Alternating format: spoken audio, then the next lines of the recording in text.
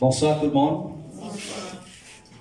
Bonsoir frères et sœurs. Bonsoir. Je prends la parole ce soir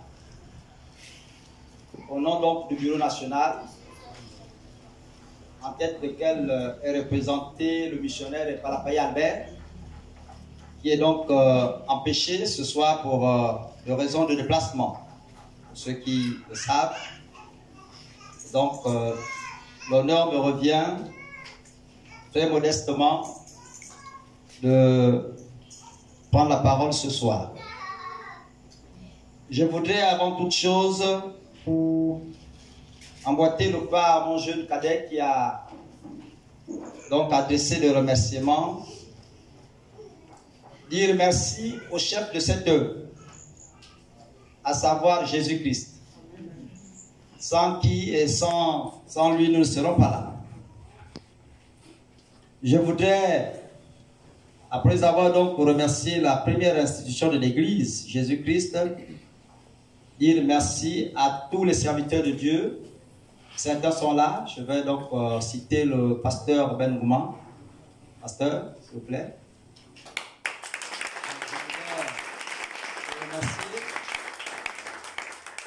Vous avez l'ancien Pierre Claver qui est là aussi.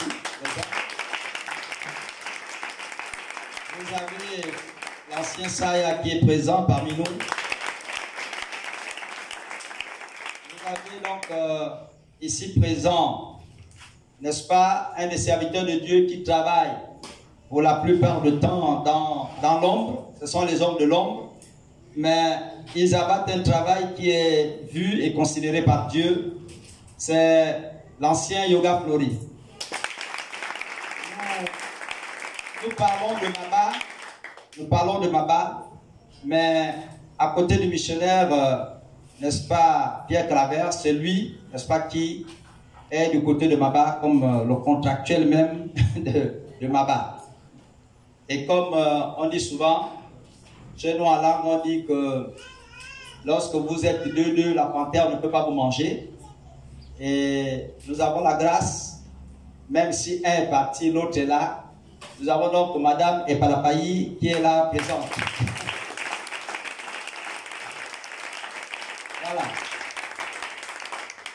Je voudrais donc continuer, n'est-ce pas, ces remerciements à l'endroit donc des pasteurs. Donc j'ai cité celui qui est présent, Ben, et je n'ai pas oublié les Bongo qui était là. Nous avons donc le pasteur de jeunes Alexis qui vous a entretenu hier. Je crois que ce matin aussi il est avec vous.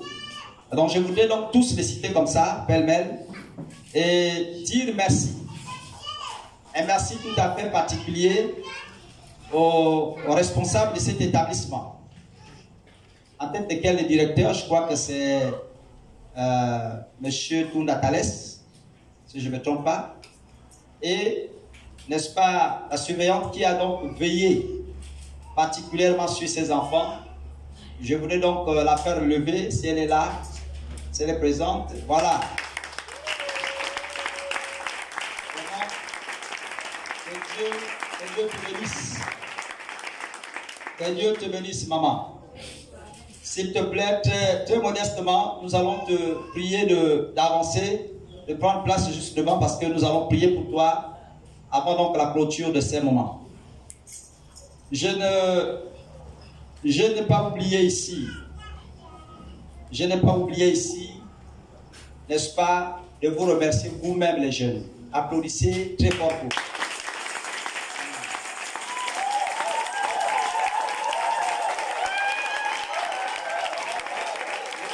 Parce que on a beau avoir la foi, mais une foi sans les actes est une foi morte. Et donc Dieu permet par votre canal, par votre dynamisme, par vos différents mouvements, votre volonté, que ce moment ait lieu. Et donc que l'Éternel également soit davantage béni et qu'il vous bénisse aussi pour tout ce que vous faites, n'est-ce pas, pour cette œuvre.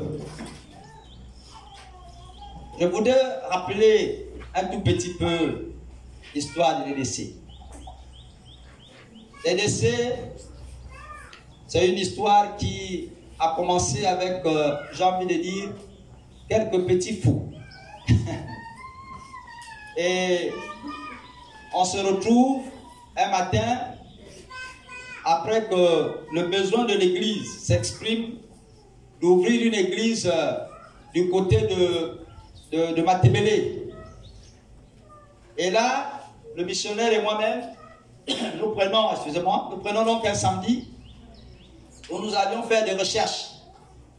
Nous allons commencer donc par faire des recherches, discuter avec les gens sur la possibilité d'avoir un espace vide, donc acheter un terrain et avec, n'est-ce pas, la possibilité également de louer un espace. Il s'avère donc que du côté de Matebele, les choses n'ont pas marché.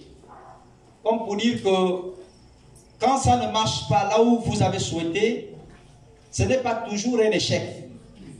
Parce que Dieu lui-même, c'est là où il veut implanter son église. Et donc là, on est parti de là un peu comme des gens dessus, puisque même l'endroit que nous avions trouvé, il y avait un petit endroit au bord de la route. Et donc on s'est dit, bon, on peut commencer quelque chose là, et une fois implanté, on va regarder autour comment avoir un espace. De là, nous sommes allés voir les leaders. À l'époque, c'était le pasteur Onyabor. Et vraiment, les choses ont tellement traîné que nous avons essuyé, n'est-ce pas, ce refus-là.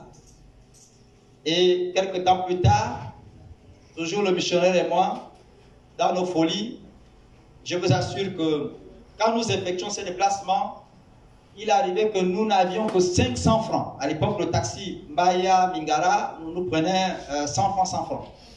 Et donc, nous n'avions que 500 francs dans les poches, donc juste pour aller et revenir. Et là, nous allons essayer quelque chose du côté de Potos, après qu'il ait pris de contact, parce que celui qui avait pris de contact avec maman Béa, qui devait nous orienter, nous amener chez le papa qui est juste donc le propriétaire de la maison à l'heure actuelle à Lino. Et donc, c'est là que nous allons, n'est-ce pas, samedi également, rencontrer Béa qui laisse son commerce, la maman qui vend du côté de Grand Secado. Elle va donc laisser son commerce un moment, quelques 30 minutes, elle nous accompagne chez le papa Alain. Elle a dit, non papa, voilà les gens que je t'ai parlé, ce sont ces gens-là, ce sont nos responsables de l'église et ils souhaitent, voilà, avoir un espace ici pour commencer une œuvre. Et là, le papa là, sans trop forcer, il se lève et il va nous montrer là où était sa maison. Il fallait rentrer dedans, je crois que le missionnaire a encore quelques images où c'était vraiment les sels dans les sachets quand j'étais là-bas, parce que vous connaissez Potos, c'est pas facile, les toilettes publiques. Et à une certaine heure, c'est fermé. Donc, celui qui a fait sa diarrhée, il ramasse ça dans un sachet, il jetait dans l'ancienne maison abandonnée. Là, c'était incroyable. C'est donc de là que nous, on va rentrer. La porte qu'il avait placée, c'était un vieux congélateur qu'il avait mis juste devant la maison. Et donc, on tire ce vieux congélateur. Quand j'étais à côté, on rentre. Vraiment, c'était incroyable. Ce qui m'avait marqué ce jour-là, c'est que lorsque l'on rentre dans cette maison, après que le bailleur nous présente la maison, il dit bon, rentrez, regardez, ainsi de suite. Et puis lui, il est reparti. C'est que c'est tellement ça là-bas que c'est pas la peine d'entrer. Et puis lui, derrière, le missionnaire regarde l'endroit, il regarde le mur, il regarde et tout ça, il regarde l'espace, il dit ah bon, mais ça c'est un bon endroit pour louer le Seigneur. Et il commence par danser comme un fou et tout ça. Moi, je suis dans un coin, je dis le gars, il n'est pas sérieux. Ce gars-là, il a des sérieux problèmes. Il danse au milieu des caca, et puis c'est là qu'il veut me faire louer le Seigneur dans les caca là. Vous comprenez? C'était un peu traumatisant. Et puis il dit non, vraiment, non, voilà, c'est là que nous devons servir le Seigneur. Et il commence par danser.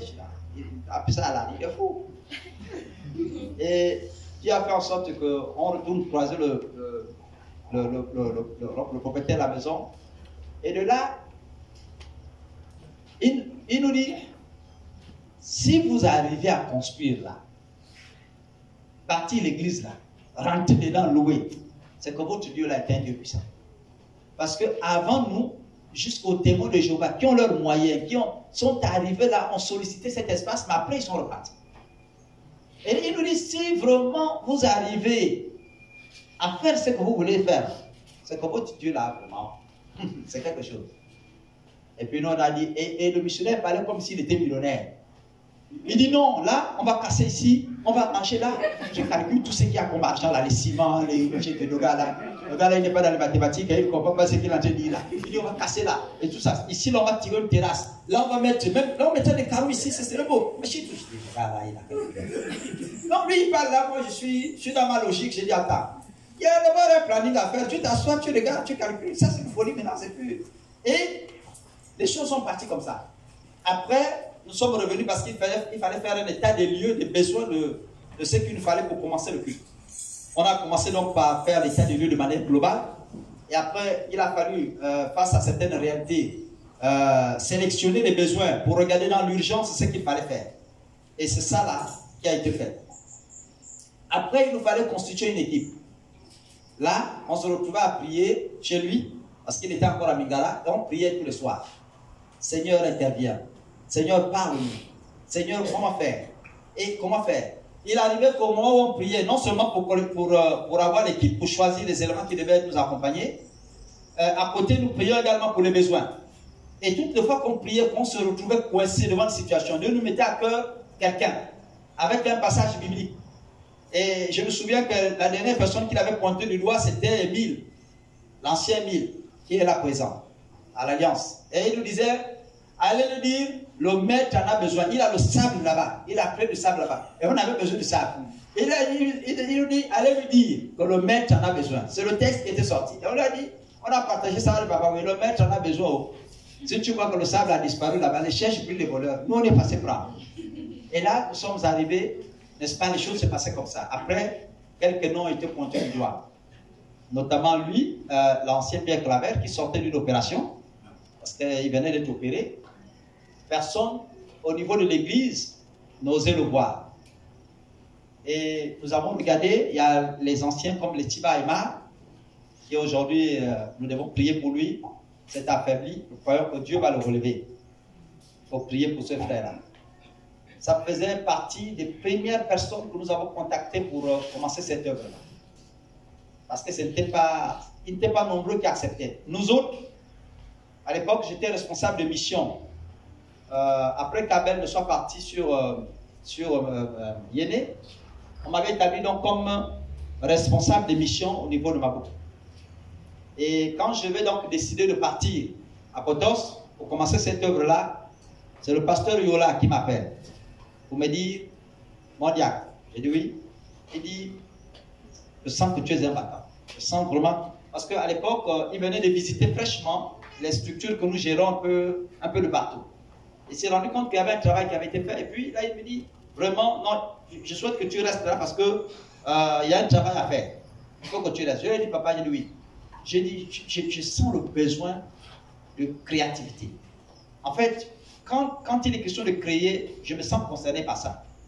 Et je crois que là, on a déjà construit des œuvres, on a déjà, là-bas, c'est déjà fait là. Il faut achever ce qu'il faut achever. Moi, je m'en vais à Potos. Non, mais papa, là-bas, il n'y a même encore rien. Tu vas partir, il n'y a vraiment, il n'y a pas un temple, il n'y a rien. On dit, papa, non, pas. Et c'était comme ça. Il a fallu, vous imaginez, un peu de folie pour qu'on y arrive. Et là, nous étions ce petit groupe. Lui, comme je disais, il sortait fraîchement de l'opération. Donc, il a dû entendre encore, je crois, 2 semaines avant de nous rejoindre, ou un mois. À un moment donné, quand il venait faire les travaux, il n'était pas encore totalement guéri de ses blessures. Mais pour des raisons, n'est-ce pas, du ministère, il a fini par, n'est-ce pas, bénir ce sacrifice. Quand vous voyez de tels hommes en route, vous avez de l'eau, donnez-les à boire. Alléluia. La Bible nous encourage, n'est-ce pas, à accompagner de tels hommes. Et c'est très important. Et là, nous avions donc la sœur, c'était Kanda.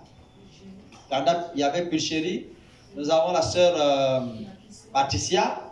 Voilà les sœurs qui étaient avec nous. Et à ça, on avait regardé, il y avait un besoin de jeunes. Le premier jeune, je voudrais le dire, vraiment, avec un cœur très ému, c'est Nzenge Jolibois que nous avons pointé du doigt. À l'époque, lève-toi jeune. C'est ce que tes jeunes te connaissent. À l'époque, il n'avait même pas encore achevé son suivi à l'Alliance chrétienne. Il n'avait pas encore achevé son suivi, que nous l'avions pointé du doigt et on s'était donné comme objectif de le transmettre ce que nous avons pour qu'il grandisse dans ça. On savait qu'on partait créer une nouvelle œuvre et qu'une fois dans l'exercice, il apprendrait à côté de nous. Et nous avons pris ce jeune homme-là. Aujourd'hui, ce n'est pas surprenant de voir qu'il soit un leader parmi nous. Alléluia. Amen. Dieu, je crois, bénit son ministère et il continuera de le bénir. Amen. Nous ne savions pas qu'un jour il se marierait, même qu'il aurait des projets de mariage. Il était tellement embryonnaire. Il ne savait rien faire.